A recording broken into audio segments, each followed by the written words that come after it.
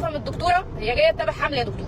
بتصحى مصر كلها على خبر الدكتورة اللي بتعرض فيديوهات للمرضى بتوعها على فيسبوك. الدكتورة دكتورة نسا في مستشفى كفر الدوار في البحيرة، نشرت فيديوهات بتتكلم فيها عن حالات حمل نتجت عن علاقات غير شرعية للبنات بيتعالجوا عندها، وكان قصدها توعي البنات وهي الحالات اللي بتشوفها كل يوم. في فيديو ليها حكت حكاية بنت كانت حامل في الشهر الثامن.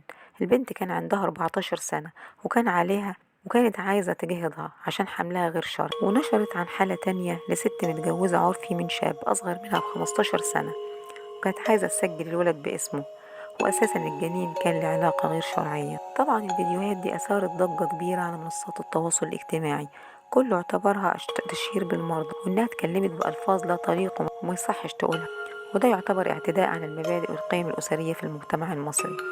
طبعا أحالتها النقابة للجنة آداب المهنة للتحقيق معها إنها أساءت للمريض والمهنة،